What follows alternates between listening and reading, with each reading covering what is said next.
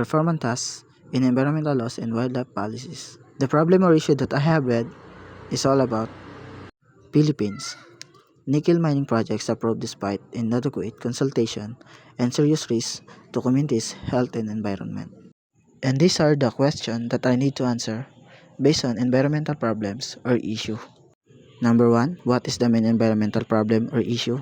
Number 2, what laws are related or relevant to other problem or issue? Number 3, what are the negative impacts or consequences of the main environmental problem or issue? Are there also positive impacts? Number 4, what solutions or mitigating measures can you propose to solve or resolve the problem or issue?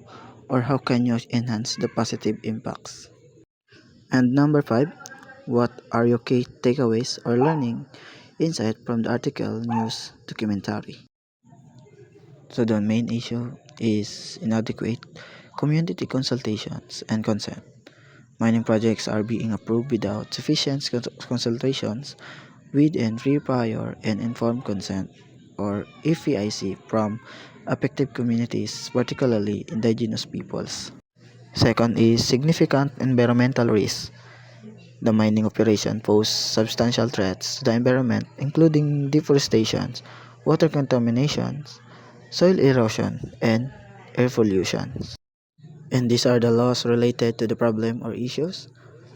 The Philippine Mining Act, RA 7942, the 1995 law establishes a neoliberal mining framework including environmental impact assessment and community consultation.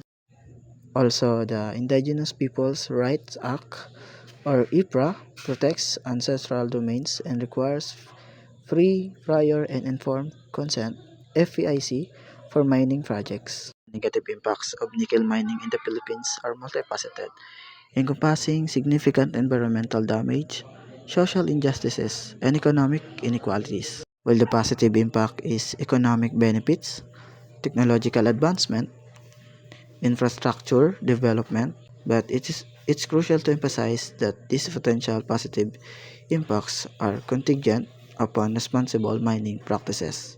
And these are the solutions that can resolve or solve the problem or issues. Number 1 is strengthen regulatory frameworks and enforcement, promote sustainable mining practices, enhance community benefits and social equity, enhance supply chain transparency. That's all.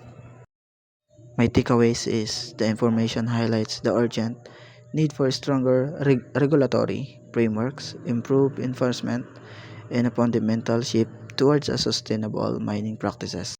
And that's all. Thank you for listening.